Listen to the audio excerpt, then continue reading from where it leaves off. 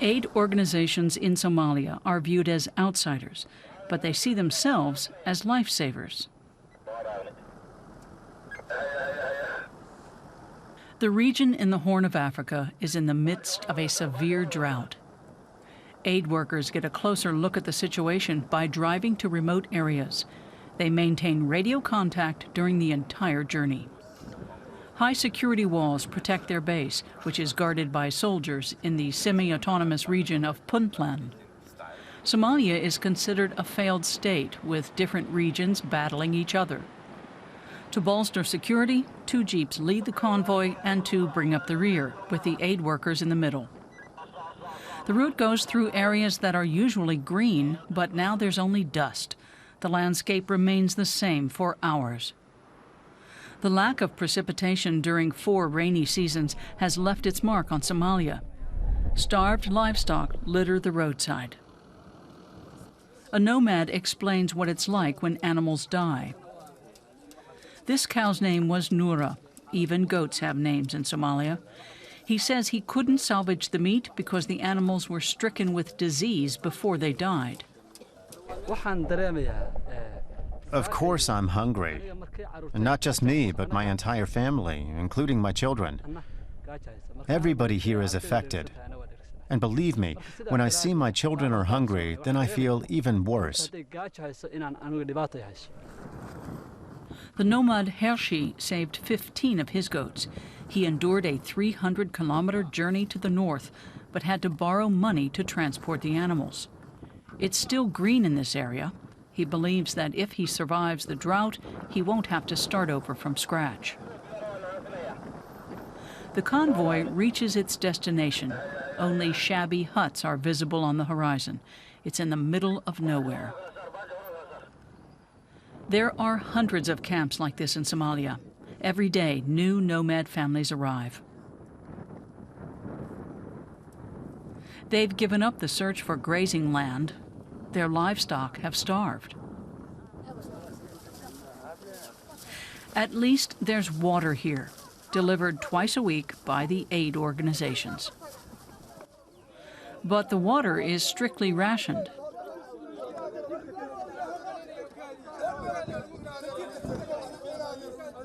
As we film the water distribution, a man not on the list tries to move to the front of the group, almost leading to a scuffle. A canister like this has to last for 3 days. It's unclear how many family members must share it.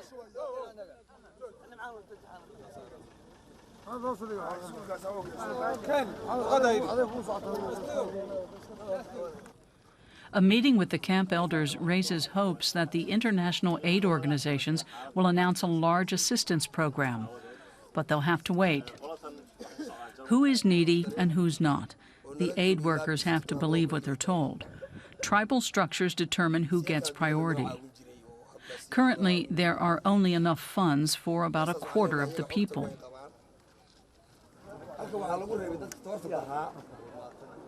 Whatever livestock remain are left to scavenge for whatever scraps they can find.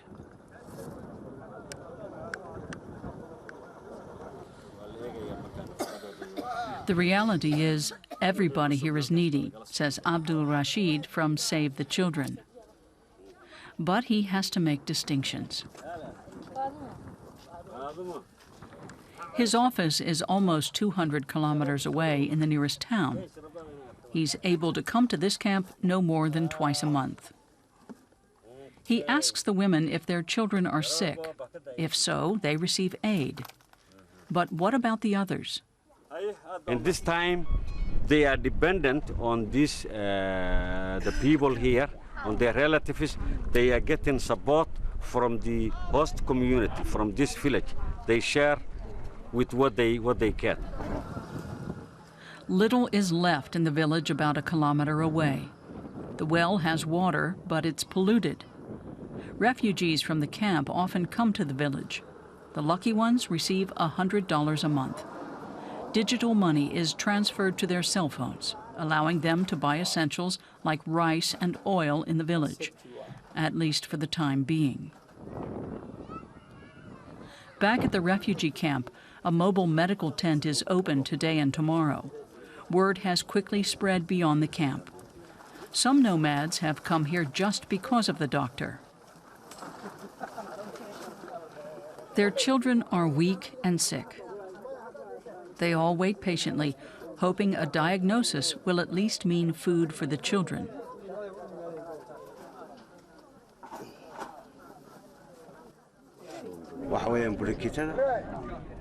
Most of the children here have lung infections, fungal infections, or worms.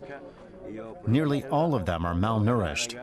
Very few have access to clean water. And if we aren't careful, we could soon see the first cases of cholera. The aid workers don't stay long here either. Their impressions are fleeting. But once again, wherever you look, it's dry and dusty.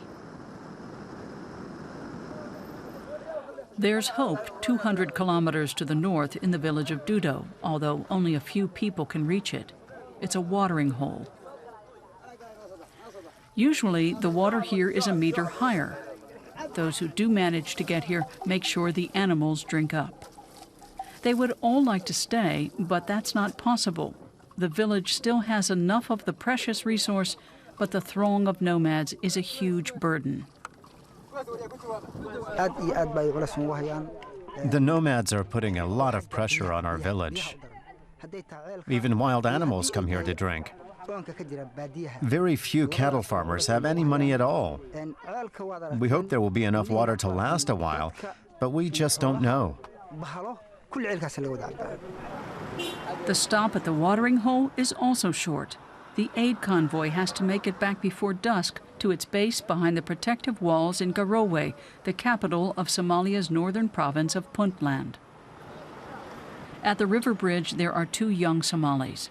The once 200-kilometer waterway has been dry for nearly a year.